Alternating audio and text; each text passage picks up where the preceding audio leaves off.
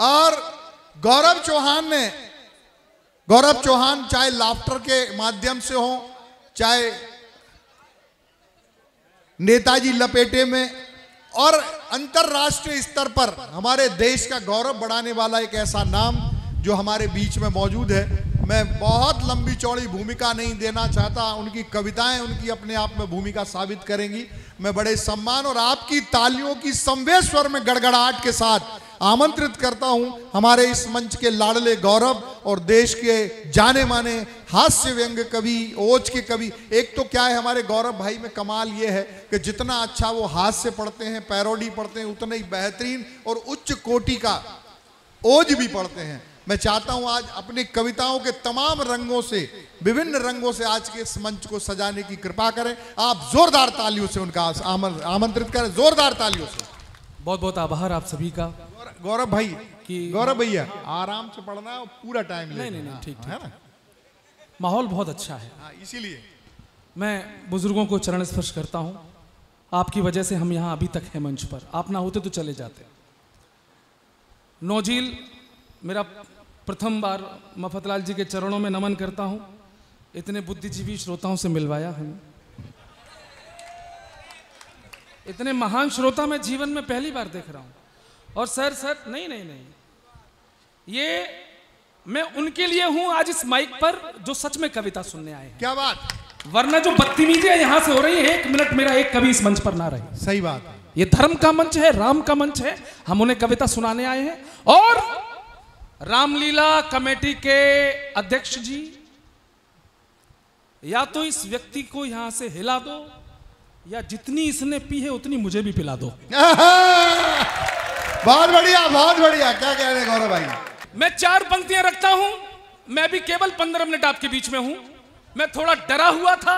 मैं आपको बता दूं, मैं आता हूं सैफई गांव से। मुलायम सिंह का गांव और मेरा गांव एक ही है। मैंने सैफई में जन्म लिया।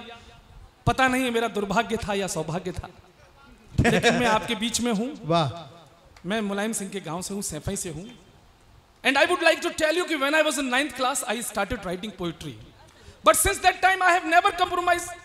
ऐसे क्यों घूर रहे हो? मैं अंग्रेजी नहीं बोल सकता क्या? मैं अंग्रेजी बोल के ये साबित करना चाहता हूं, सैफई के लोग भी पढ़े लिखे होते हैं। वाह वाह वाह, बहुत अच्छा, वाह वाह वाह वाह। मैं एक वेल एजुकेटेड कवि आपके सामने खड़ा हूं, लेकिन मैं डरा हुआ हूं। थोड़ी इज्जत रख लेना आप लोग। कविता पसंद आई ताली बजाना, और मैं पुरुष हूं, सीटी बिल्कुल मत बजाना।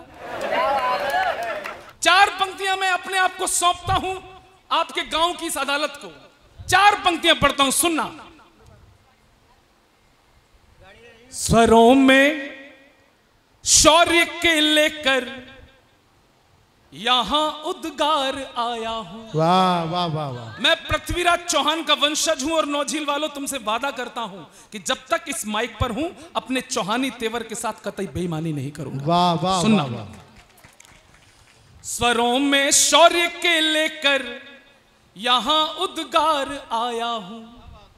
यहां तक मैं कई नदियों को करके पार आया हूं। वाह वाह वाह। एक एक हाथ आमंत्रित करता हूं, मेरा डर दूर कर देना। 4थी पंक्ति पर, यहां तक मैं कई नदियों को करके पार आया हूं।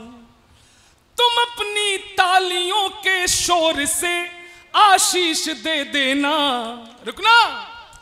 तुम अपनी तालियों के शोर से आशीष दे देना। मैं इस नौझील की धरती पे पहली बार आया। वाह वाह वाह वाह वाह वाह वाह वाह वाह वाह, बहुत अच्छा। भाई साहब, आज अपनी टीम जीती। क्यों जीती? पाकिस्तान क्यों हारा? नौझील वालों हंगामा कर देना। दरअसल हम कहना चाह रहे थे, ए पाक तेरे जब तलक ये पाप रहेंगे, वाह, कानों पे तेरे हिंद के कंटाप रहेंगे। 4थी पंक्ति पर, ए पाक तेरे जब तलक ये पाप रहेंगे, कानों पे तेरे हिंद के कंटाप रहेंगे। और रगड़ा है कितनी बार तुझे, मान जा बेटा हम बाप थे वाह वाह वाह वाह वाह। अब देखो, अच्छा, मैंने कितनी अच्छी पंक्तियां पढ़ी, पीछे कुछ लोगों ने ताली नहीं बजाई। दद्दू सही बता, देखो मुफद्दलाल जी, आप 100% किसी को भी संतुष्ट नहीं कर सकते, नहीं कर सकते। इतनी अच्छी कविता पढ़ी, ताली नहीं बजाई। 100% आप किसी को भी सेटिस्फाई नहीं कर सकते हैं। मोदी जी ने भी छाती फाड़ दी अपनी, लेकिन फिर भी लोग आजकल छाती कूट रहे अपनी आज भी। ए मोदी, मेरे 15 लाख लाओ, तुमने वादा किया था। ए मोदी, झूठा वादा किया। ए मोदी, 15 लाख दो, मेरे 15 लाख, हाय मेरे 15 लाख। मैंने कहा लालचियों, मुझे मेरे 15 लाख तो उसी दिन मिल गए थे जिस दिन मुगल सराय स्टेशन का नाम बदलकर पंडित दीनदयाल उपाध्याय। वाह वाह वाह वाह। तालियां कमजोर है आपकी, वाह वाह वाह। बढ़ाना थोड़ा। मुझे मेरे 15 लाख की अगली किस्त उस दिन मिल गई थी जिस दिन कश्मीर से धारा 370 को नेस्तनाबूद कर दिया गया। अब सबके हाथ उठे, और ताजी ताजी तो 15 लाख की किस्त अभी मिली जब G20 में अमेरिका का राष्ट्रपति बाइडेन हमारे मोदी से कहता है, सर प्लीज 1 ऑटोग्राफ 1 फोटोग्राफ। दरअसल वीरस के कवियों के साथ एक दिक्कत है सर, हम जैसे ही देशभक्ति की बातें शुरू करते हैं लोग हमको भाजपाई समझने लगते हैं। ये भाजपाई कवि है, ये दरबारी कवि है, ये सरकारी कवि है, ये अंधभक्त कवि है। मेरे नौझील के लोगों, मैं आज आपके इस मंच से घोषणा करता हूं कि मैं किसी पार्टी का आदमी नहीं हूं, किसी संस्था का आदमी नहीं हूं, किसी दल का आदमी नहीं हूं, किसी पार्टी का आदमी नहीं हूं, मैं केवल अपनी बीवी का आदमी हूं। वाह वाह। और मेरी बीवी को अगर मोदी अच्छे लगते हो तो मैं क्या करूं। अद्भुत काम हुए इस देश में, हमें उनका स्वागत करना चाहिए। ये नौजवान पीढ़ी, मुझे तुमसे बहुत उम्मीद है, और आज इस धर्म के मंच से तुम सबसे अपील करता हूं कि अपने नायक चुनना सीख लो। तुम्हारे असली हीरो कौन है उन्हें पहचानना सीख लो। ये बॉलीवुड के नचइये, ये बॉलीवुड के भड़ुए तुम्हारे कभी हीरो नहीं हो सकते हैं। हमारे असली हीरो कोई है तो वो है -40 डिग्री सेल्सियस में सियाचिन में खड़े होकर देश की सरहदों की हिफाजत करने वाले हमारे सैनिक, हमारे फौजी, वो हमारे असली हीरो हैं। उन्हें पूछिए। और इसलिए कहता हूं सर, ये देश हमारी वजह से है। ये मतलब लोगों को गलतफहमी है सर। 75 साल के बाद भी अगर इस देश में भ्रष्टाचार है, आतंकवाद है, नक्सलवाद है, इसके बावजूद भी अगर ये देश बचा है, टिका है, खड़ा है, तो उसकी केवल एक वजह है। मैं अमर शहीद हेमराज के मथुरा में खड़े होकर बोल रहा हूं। इसलिए आपसे उम्मीद करता हूं, मेरी बात सही लगे तो बताना, इस देश की असली ताकत क्या है, इसकी मजबूती का कारण क्या है।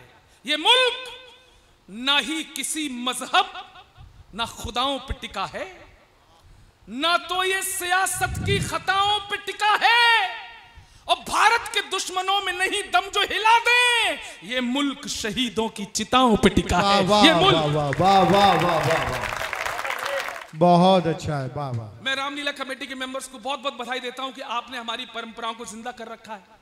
लेकिन दक्षिण भारत से एक इंडिया गठबंधन का घटक दल डीएमके, उसका नेता स्टालिन, उसकी औलाद उदयनिधि कहता है हमारा जो धर्म है, ये पूजा पाठ, ये रामलीला, ये राम बारात, ये सब मलेरिया है, ये डेंगू है, ये धर्म बीमारी है, और इस बीमारी को खत्म होना चाहिए। आपने बयान सुना?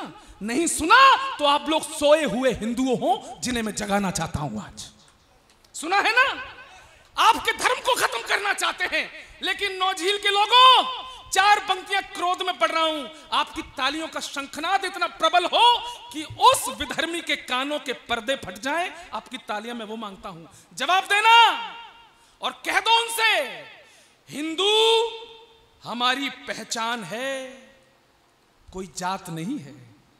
वाह, हिंदू हमारी पहचान है। हिंदू हमारी पहचान है। ए ठाकुर ब्राह्मण बनिया जाट जाटप कुछ नहीं, हिंदू हमारी पहचान है। कोई जात नहीं है, ये जान है हमारी, जज्बात नहीं है। ये जान है हमारी, जज्बात नहीं है। और हिंदू धर्म को यूं नष्ट कर दोगे, खत्म कर दोगे, अरे ये तुम्हारे बाप के भी बाप की औकात। वाह, तालियां कमजोर है दादा।